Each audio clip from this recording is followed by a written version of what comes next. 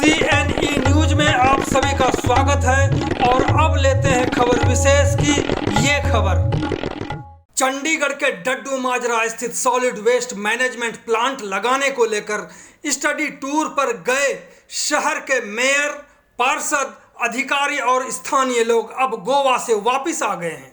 इसके बाद से ज्वाइंट संघर्ष समिति और फॉस्वेक ने विरोध करने का फैसला किया है।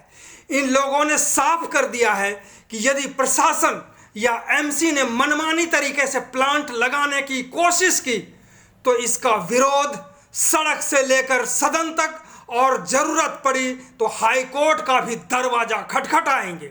यानी प्रशासनिक फैसले को Punjab and Haryana high court में भी चुनौती दी जाएगी। इन्होंने साफ कर दिया, राजनीतिक स्टंट बिल्कुल भी नहीं चलने देंगे। हैरानी यह भी है कि गोवा टूर पर जाने वालों में उनको शामिल नहीं किया गया जो पिछले कई सालों से कूड़े के पहाड़ को हटाने के लिए लगातार संघर्ष कर रहे हैं। इस टूर में उन्हें भी शामिल नहीं किया गया जो प्लांट से संबंधित तकनीकी जानकारी रखने वाले शहरी हैं। बता दें, मेयर अनूप गुप्ता के नेतृत्व में एक प्रतिनिधि मंडल उत्तर और दक्षिण गोवा स्थित ठोस अपशिष्ट प्रबंधन संयंत्रों का दौरा किया था ताकि पता चल सके कि ठोस अपशिष्ट प्रबंधन यानी सॉलिड वेस्ट मैनेजमेंट की प्रक्रिया को समझने का मौका मिले। इसी को लेकर हमने डड्डू माजरा निवासी ज्वाइंट एक्शन कमेटी के पदाधिकारी दयाल कृष्ण और 38 वेस्ट निवासी एडवोकेट पंकज गुप्ता से बात की तो उन्होंने एमसी, प्रशासन और राजनेताओं को सख्ते में डाल दिया है। तो सुनते हैं पूरी बातचीत। पंकज गुप्ता जी। मधुकर जी, ये आपने बहुत एक महत्वपूर्ण प्रश्न पूछा है कि जो ये गोवा ट्रिप करके आए हैं डड्डू माजरा प्लांट के बारे में, उसका क्या आउटकम रहेगा। मैं आपके लिए और आपके दर्शकों के लिए भी बताना चाहूँगा कि sector 38 west residents welfare association का भी मैं अध्यक्ष हूँ और उस प्लेटफॉर्म पर भी हम बहुत समय से ये डड्डू माजरा में जो कूड़े का पहाड़ बना है और जो यहाँ प्लांट लगाया गया है उसकी फंक्शनिंग को लेकर बहुत समय से संघर्ष कर रहे हैं। हमारी नज़रें रहती हैं लगातार कि नगर निगम और चंडीगढ़ प्रशासन इस संबंध में क्या कर रहा है। एक तरफ तो आप ये स्टडी टूर को प्लान करने से पहले नगर निगम की मीटिंग में मुद्दा पास करा लेते हैं। हमारे चंडीगढ़ के जो प्रशासक महोदय हैं उनकी स्टेटमेंट आ जाती है कि प्लांट यहीं लगेगा।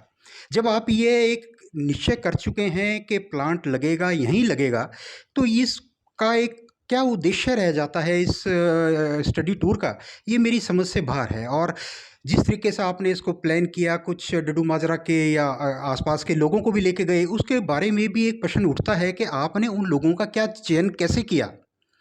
अगर हम देखें तो डड्डू माजरा के बाद सबसे ज़्यादा कोई अफेक्टेड है तो हमारा सेक्टर 38 वेस्ट है। हमारे यहाँ से भी कोई रिप्रेजेंटेटिव हो सकता था जो जाता और वहाँ समझता कि सारा जो प्लांट है किस तरीके से फंक्शन कर रहा है। हम लोगों को भी दरकिनार किया गया और आप आज विजिट करके वापस आए हैं। ठीक है, हमारे काउंसलर गए हैं, वो भी देख के आए हैं, लेकिन कुछ और लोग जो टेक्नोक्रेट हैं, जो और पढ़े लिखे हैं, समझ सकते हैं बातों को कि कैसे प्रोसेसिंग हो रही है, वहाँ किस हालात में वो प्लांट चलाया जा रहा है, उसके बारे में लोगों को बताया जाता तो ये ज़्यादा फ्रूटफुल रहता। जिसके बारे में मुझे लगता है कि भी काफ़ी कुछ छुपाने की कोशिश की जा रही है। जिस तरह से आपने कहा कि सोशल वेलफेयर एसोसिएशन से जुड़े हुए हैं आप और उसके बाद फॉस्वेक के प्रवक्ता भी हैं आप, क्या ऐसे में नगर निगम को या प्रशासन को ऐसी ज़रूरत महसूस नहीं हुई कि हम सोशल वेलफेयर एसोसिएशन के तरफ से भी कुछ लोगों को लेकर के चलें इस स्टडी टूर में? ये बिल्कुल ऐसा होना चाहिए था। अगर चंडीगढ़ प्रशासन ने यह निश्चय किया था कि हम आम लोगों को भी इस टूर में शामिल करेंगे, तो जैसे डड्डू माजरा की जॉइंट एक्शन कमेटी है, हमारे सेक्टर 38 वेस्ट की रेजिडेंट्स वेलफेयर एसोसिएशन है, फॉस्वेक है, तो उनको अप्रोच किया जाता कि कुछ आपके यहाँ जो लोग हैं उन्हें हमें दीजिएगा, क्योंकि ये पूरे चंडीगढ़ की समस्या बन गई है। अब जो डंपिंग ग्राउंड है वो पूरे चंडीगढ़ के लिए नासूर बन गया है। सारे शहर के लोग चाहते हैं कि इस समस्या से निजात मिले, मुक्ति मिले। सभी लोगों को इसके अंदर हम शामिल करके चलते, ना कि सिर्फ उन्हीं लोगों को साथ ले जा गए कि जिनके बारे में लोगों को पता नहीं कि उन्होंने कभी पहले इस विषय पे संघर्ष किया या नहीं किया। तो बेहतर रहता कि फेडरेशन को, आरडब्ल्यूएस को, डड्डू माजरा जॉइंट एक्शन कमेटी को उनके साथ लेके चला जाता तो ज़्यादा बेहतर रहता, ज़्यादा अच्छे नतीजे निकलते।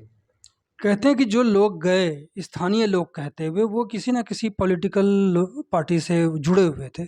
सच है? ये हो सकता है मधुकर जी, क्योंकि शायद 9-10 जो लोग गए हैं, मुझे भी इस सेक्टर में रहते हुए तकरीबन 22-23 साल हो गए हैं, लेकिन इन लोगों में से मैंने कभी इनके बारे में नहीं कभी पढ़ा, न भी कभी नहीं सुना कि इनमें से कोई व्यक्ति को बड़ी प्रमुखता के साथ इस मुद्दे के ऊपर लड़ रहा हो। तो मेरे हिसाब से इन लोगों को ले जाने के पीछे क्या औचित्य था, क्या कारण था कि किसी पॉलिटिकल पार्टी की सिफ़ारिश पर इसको लेके गए इन लोगों को, या कैसे लेके गए वो मैं नहीं कह सकता। लेकिन उन लोगों को ले जाना चाहिए था जो इस विषय के ऊपर पूरी पकड़ रखते हैं और गहराई से इस मुद्दे को समझते हैं। लिचट, वहाँ पे जो धूल, डस्ट या बदबू जो झेलते हैं रोज़, उसमें उनमें से एक दयाल किशन भी हैं और लगातार इस पहाड़ी को हटाने के लिए, यानी कि इस कूड़े को के पहाड़ को हटाने के लिए संघर्षरत हैं। इनसे बात करते हैं कि अंततः इतनी लड़ाई के बाद, इतने संघर्ष के बाद भी स्टडी टूर का आपको हिस्सा नहीं बनाया जाता है। आपका ही नाम क्यों कट जाता है? देखिए मैं अपने वैसे अपने नाम के लिए इतना वो नहीं था, इच्छुक नहीं था कि मेरे को भी हाँ, अगर जिस तरह से अगर बात इच्छुक की नहीं, बात संघर्ष की है और न्याय की है। बिल्कुल खुशी हुई थी कि गवर्नर साहब ने जब कहा कि डड्डू माजरा के लोगों को ले जाया जाएगा, स्थानीय लोग जो पीड़ित लोग हैं, उनको दिखाया जाएगा। उसी के बाद से प्रपोज़ल ये शुरू हुआ, जब प्रपोज़ल दिया, उसके बाद शुरू हुआ। हमें बड़ी उम्मीद थी कि उसमें मेरा नाम डाला जाएगा या मेरी कमेटी के किसी और व्यक्ति का नाम डाला जाएगा। मैंने ये भी सोचा था कि मेरे साथ का पड़ोसी सेक्टर 38 वेस्ट, वहाँ से भी किसी न किसी को ले जाया जाएगा, पर ऐसा हुआ नहीं। जितने भी लोग गए हैं पॉलिटिकल पार्टियों के अलग-अलग लोग गए हैं, क्यों गए हैं, किसी की क्या मंशा होगी, मैं इसके बारे में टिप्पणी नहीं कर पाऊँगा। लेकिन जो लोग आए हैं, उनका कहना तो ये है कि प्लांट बड़ा अच्छा है, बट साथ में ये कह रहे हैं कि वो डड्डू माजरा में लगने के लायक नहीं है। वो उसकी जो दूरी है, वो कोई कहता है कि 65 किलोमीटर है, कोई 18 किलोमीटर बोलता है। लेकिन ये बिल्कुल जो साथ में है, 10 कदम पे है, तो ये प्लांट गलत है। लेकिन जहाँ तक स्टडी टूर की बात रही, उसके बीच में मैं एक चीज़ और जोड़ना चाहूँगा। जब गवर्नर साहब ने कहा कि स्थानीय लोगों को टूर पे लेके जाना चाहिए, पार्षदों की बात अलग हो गई, आम आदमी पार्टी से अलग हो गए। बट क्या अधिकारियों की 19-20 दर्जनों अधिकारियों को साथ में तैयार कर लिया कि वहाँ पे टूर पे ले जाने के लिए, और साथ में बीजेपी के अध्यक्ष बोलते हैं कि कल को डंपिंग ग्राउंड का मामला है, कोई नए प्लांट आएँगे, तो ये पहले स्टडी कर लेंगे, तो ही इसलिए इनको ले जाया गया। लेकिन जो सेक्टर के लोग प्रभावित हैं, उनमें से क्यों नहीं ले जाया गया? आरडब्ल्यू के हैं, पंकज गुप्ता जी हैं, और भी इनके साथ में रहते जो सेक्टर हैं, उनके भी लोग हैं, वो भी तो प्रभावित हैं। डड्डू माजरा अकेला नहीं है, हमेशा हर लड़ाई में वो हमारे साथ जुड़े रहे हैं। हमारे यहाँ के जो ऐसे लोगों को जिनको ग्राउंड की नॉलेज ही नहीं है, पता ही नहीं है भई यहाँ होता क्या है, सैनिटरी लैंडफिल किसको कहते हैं, सॉलिड वेस्ट होता क्या है, ड्राई वेस्ट क्या होता है, इनको कोई नॉलेज नहीं। इनको ये इतना ही दिखाया गया कि वहाँ पे बदबू नहीं आ रही, प्लांट के अंदर नहीं आ रही, प्लांट के बाहर नहीं आ रही। टेक्निकल नहीं है। ऐसे तो हमारे यहाँ गवर्नर जब आता है, तो कोई बदबू नहीं आती, वो प्लांट के अंदर ऐसे खड़े रहते हैं, बिना मास्क के खड़े होते हैं। हमने कई बार देखा है, ये हमारी आँखें थक चुकी हैं देख-देख के इस तरह की चीज़ें, कि जब प्रशासनिक अधिकारी आते हैं तो कोई समस्या ही नहीं। उनके जाने के बाद क्या हो जाता है कि हवाओं में इतनी ज़हरीली बदबू हो जाती हैं, फिर साँस लेना मुश्किल हो जाता है। तो ये एक बहुत बड़ी धाँधली है मेरे हिसाब से। इनको अगर प्लांट में कोई ना कोई खामी होगी, तभी तो ये एक्सपर्ट लोगों को, जानकर लोगों को नहीं लेके गए। आपने जैसे कहा कि वो लोग गए थे जिनको नॉलेज नहीं कि सॉलिड वेस्ट मैंने क्या है और क्या-क्या चीज़ें हैं। आपको लगता है कि वो लोग गए जो डड्डू माजरा में धूल फाँकते होंगे इस कूड़े से, या कभी आग लग जाए तो धुआँ वो निगलते होंगे, या फिर जो लीचड़ जो तरल पदार्थ है वो उनके घर में आते होंगे। क्या ऐसे लोग, पीड़ित लोग कोई गए आपकी नज़र में, लगता है ऐसा? मेरे को लगता नहीं है कि ऐसे लोग कोई गया है, बट ये है कि समस्या सबके घर में है। कुछ उनके अपने स्वार्थ हो सकता है किसी न किसी पार्टी से जुड़े होने के कारण, कि वो खुल के नहीं बोल रहे। दूसरा, उन्होंने ये कहा है कि जो प्लांट उन्होंने वहाँ देखा, जो उनको दिखाया गया है, वो प्लांट डड्डू मजरा में नहीं लगना, यहाँ पे जर्मनी टेक्नोलॉजी का कोई प्लांट लगना है। तो मेरे बात में क्या है कि एक इन्होंने अंकुश फेर लगा दिया कि वो प्लांट नहीं लगना, इसमें दूसरे प्लांट लगना है। अब वो जो प्लांट है ही नहीं, जिसके बारे में कुछ कहा ही नहीं जा सकता, जिसमें जे अथवा तथा लग गया, तो हम उसके की क्या गारंटी ले सकते हैं कि वो कौन-सा प्लांट लगा रहे हैं? और इन लोगों से हामी करवा के अखबारों में बयान दिया जा रहा है कि डड्डू माजरा के जो लोग हैं, वो सहमति दे रहे हैं कि वो प्लांट सही है। मैं कहता हूँ कि सहमति तो इनकी पहले बनी हुई थी, एक एक मोहरा बनाया गया है, अब उन्हीं को यूज़ करके इस प्लांट को यहाँ लगाने की हमारे सर पर थोपने की कोशिश करेंगे। जैसे कि दयाल जी हमें बता रहे हैं कि एक और प्लांट की चर्चा हुई, कोई जर्मनी प्लांट, यानी कि एक और प्लांट की एंट्री हो चुकी है, यानी कि एक स्टडी टूर और माना। हो सकता है कि एक एक स्टडी टूर हो रो आम आदमी पार्टी तो बोल रहे हैं कि अभी काउंसलर आएँगे, उनसे बात करने के बाद फिर भी हम भी अपने पर्सनल पैसों से, अपने पैसों से देख के आएँगे। मैं ये जो प्लांट देख कर आए हैं, इसी प्लांट के साथ जुड़ी हुई इन्होंने बात बताई है मुझे कि जो प्लांट आपने को दिखाया है, ये प्लांट नहीं लगेगा। जर्मनी टेक्नोलॉजी का दूसरा प्लांट लगेगा और उसकी कैपेसिटी ज़्यादा होगी, क्योंकि वो जो प्लांट वहाँ पे है वो 150-200 टन के कुछ इस तरह की उसकी कैपेसिटी है। यहाँ पे 450 टन कचरा आता है और वेट वेस्ट और ड्राई वेस्ट दोनों का अलग-अलग। लेकिन यहाँ तो 3 तरह के डस्टबिन हैं, 3 तरह का कचरा है, किसी ने उनको ये नहीं बताया वो 3 तरह का कचरे का कैसे-कैसे कर रहे हैं। उनको ये दिखा दिया गया है कि वहाँ पे बतखें पाल रखी हैं, खरगोश पाल रखे हैं। भाई पो पेड़ लगे हुए हैं, सुंदरता है, वहाँ यहाँ एक पेड़ भी नहीं है, जो पेड़ थे वो भी सूख गए हैं। पंकज गुप्ता जी, आखिरकार निदान क्या है? क्योंकि प्लांट तो लगाए बगैर तो समस्या का समाधान है नहीं, और इसी तरह से अगर ये विवाद आगे बढ़ता चला गया, तो फिर तो प्लांट लगना मुश्किल हो जाएगा और स्थानीय लोगों की समस्या वहीं की वहीं रह जाएगी। जी, बिल्कुल सही कहा आपने कि इसका निदान तो खोजना पड़ेगा। लेकिन त्रासदी ये है कि पुरानी कहावत है, जिस तन लागी वो तन जानी। जिस समस्या का सामना हम लोग यहाँ कर रहे हैं और ये अफ़सर और राजनेता जो एक पॉश एरियाज़ में बैठ के अपने एयर कंडीशन कमरों में फ़ैसले लेते हैं, वो हमारी पीड़ा नहीं समझ सकते। इतनी बदबू में हम रह रहे हैं, इतने एक ज़हरीले वातावरण में हम साँस ले रहे हैं, इसका वो अंदाज़ा नहीं लगा सकते। जब भी कोई वरिष्ठ अधिकारी या वरिष्ठ राजनेता प्लांट देखने के लिए आता है तो उसके प्रोग्राम की हफ्ते 10 दिन पहले खबर हो जाती है। नगर निगम पूरी तैयारियां कर लेता है, सारी बदबू को हटा दिया जाता है, सारे कूड़े के पहाड़ को डीडीसी पाउडर से इस तरीके से कर दिया जाता है कि उनको एक ग्राउंड रियलिटी ना नजर नजर आए। और एक दिन के बाद ही हालात ऐसे हो जाते हैं कि यहाँ रहना मुश्किल हो जाता है। अगर वरिष्ठ अधिकारी और राजनेता इसका समाधान निकालने में इच्छुक हैं, तो उन्हें औचक निरीक्षण करना चाहिए। उनके प्रोग्राम की जानकारी क्यों लीक हो? आ जाएँ कभी भी गाड़ी उठा के खुद गाड़ी चलाकर आ जाएँ। पहले भी हमारे यहाँ ऐसे प्रशासक हुए हैं कि सवेरे-सवेरे 5 बजे खुद गाड़ी चलाकर निकल आते थे। उनके ड्राइवर और गनमैन को भी नहीं पता होता था कि साहब जा कहाँ रहे हैं। अब वो रिवाज़ कहाँ चला गया? तो हमारी एक पीड़ा को जानने के लिए बहुत ज़रूरी है कि बिना अपना प्रोग्राम लीक किए यहाँ औचक निरीक्षण करें और देखें हालात कितने बदतर हैं और बद से बदतर होते चले जा रहे हैं। आने वाली जो पीढ़ियाँ हैं वो पता नहीं किस-किस बीमारियों से जूझेंगी। हमारे यहाँ कोई बाहर से आता है तो उसको ऐसा लगता है कि यहाँ गटर ओवरफ्लो कर रहा है। रात को हमारे यहाँ ठहरता है तो सवेरे देखता है जी कि ये इतनी स्मेल कहाँ से आ रही है। इतनी समस्याएँ हैं जब कभी हम इनको अफ़सरों को बताते हैं। मुझे पता लगा कि डड्डू माजरा जॉइंट एक्शन कमेटी ने जब एक मीटिंग में मेयर साहब को कहा कि हमारे यहाँ शादियाँ नहीं हो रही हैं, रिश्ते नहीं हो रहे हैं, तो वो हंसने लगे। ये हंसने का विषय नहीं है ये बहुत गंभीर विषय है कि कोई भी एक माँ बाप अपनी बेटी को आग में नहीं झोंकना चाहेगा, और ये आग है, जहरीले आग का कुआं है जिसके अंदर हम लोग सांस ले रहे हैं। इससे निजात पाना एक हमारा एक कॉन्स्टिट्यूशनल राइट भी है। तो क्यों इस दिशा में एक ठोस कदम नहीं उठाए जा रहे हैं? ये बड़ा एक सोचने का विषय है। ये उनके लिए बहुत आसान है कहना कि यहीं एक प्लांट और लगाया जाएगा। क्यों आप इसके लिए अल्टरनेटिव साइट नहीं ढूंढ सकते? क्यों चाहते हैं कि सिर्फ डड्डू माजरा ही में लगे? आप अभी जो काउंसलर्स होके आए हैं, कुछ लोग भी होके आए हैं, वो अपनी रिपोर्ट सबमिट करेंगे। पता लगेगा कि वहाँ प्लांट कैसे चलाया जा रहा है, जो मुख्य आबादी है वहाँ से प्लांट कितनी दूर है, पहाड़ के ऊपर कितना ऊंचाई के ऊपर स्थित है। ये सारी चीज़ें देखने के बाद तब ये देखा जाएगा कि वो प्लांट जो वो देख के आए हैं, क्या वो डड्डू माजरा में लगने लायक है भी या नहीं है। हर शहर के हालात अलग अलग हैं, आबादी अलग अलग है, कूड़ा अलग अलग है, कितना कूड़ा निकलता है, उसकी प्रोसेसिंग करने के लिए कितना समय लगता है, कितनी कैपेसिटी का प्लांट चाहिए, ये सभी जो है चीज़ें ये टेक्नोक्रेट्स बता सकते हैं। इसलिए चाहिए ये था कि एक कमेटी टेक्नोक्रेट्स की बनाई जाए। नगर निगम के प्रशासन के जो टेक्नोक्रेट्स ऑफिसर्स हैं, या जो कुछ रिटायर्ड ऐसे ऑफिसर्स हैं जो हमारे शहर में बसे हुए हैं, उनकी सेवाएं ली जाएं, और इस समाज समस्या के समाधान के लिए उनकी राय बहुत महत्वपूर्ण रहेगी। प्रशासन को इस दिशा में कदम उठाना चाहिए कि इसका हम एक प्रैक्टिकल रूप से इसका समाधान निकालें।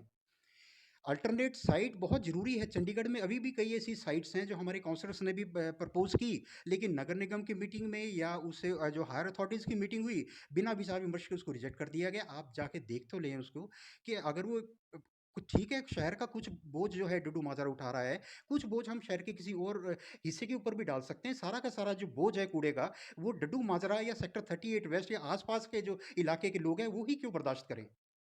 बिल्कुल, जिस तरह से पंकज गुप्ता जी ने कहा कि यहाँ शादी करने के लिए कोई तैयार नहीं है, वहाँ रहने को तैयार नहीं है। वहाँ अगर किसी के घर गेस्ट आ जाए, अतिथि आ जाए, वो रहने को के लिए तैयार नहीं है।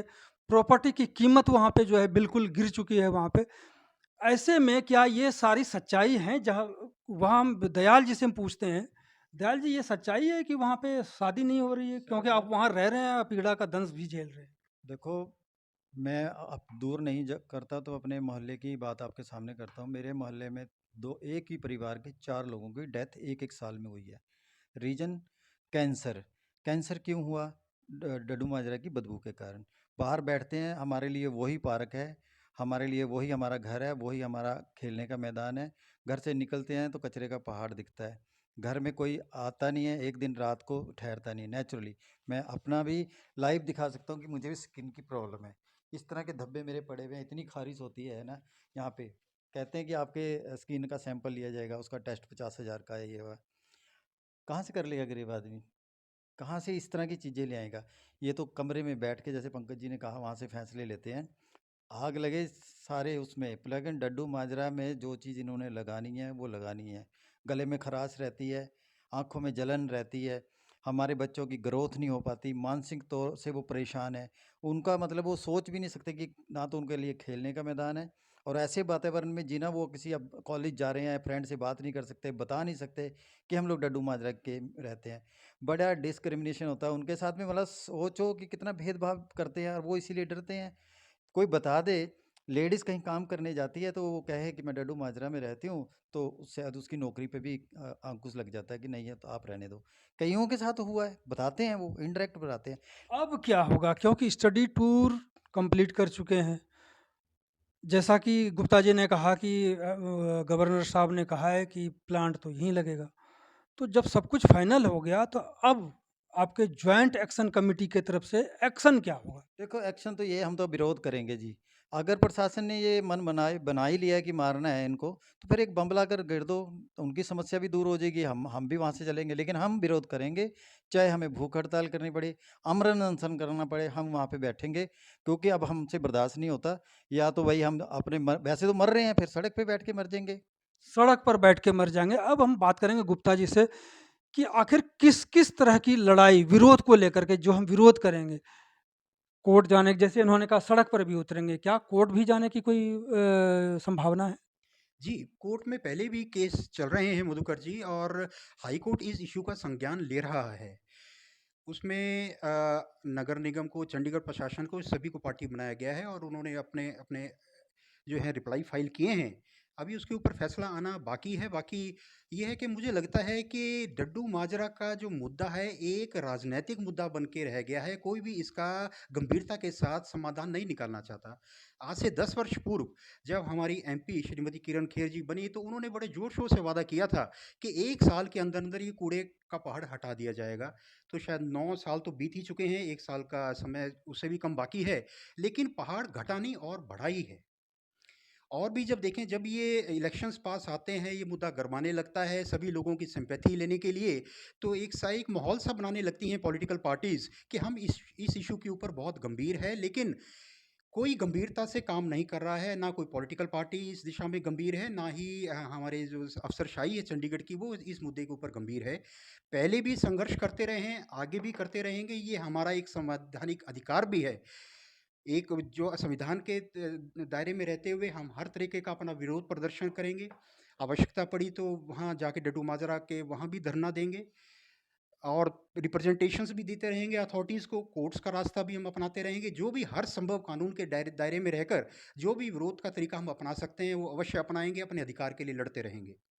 यानी कि राजनीतिक मामला ये ज़्यादा मान रहे हैं क्योंकि 2024 लोकसभा चुनाव बहुत नज़दीक है और 9 साल पहले जब एमपी बनी थी यहाँ किरण खेर पर, तो यही सब बातें करके वो यहाँ पे चुनाव जीती और फिर वायदे पे वायदे करते हुए 9 साल निकल गए और फिर से एक बार डड्डू माजरा का मसला उछल चुका है और ऐसा लगता है कि वाकई पॉलिटिकल पार्टी बहुत गंभीर है और इस पहाड़ी को हटा के ही रहेंगे।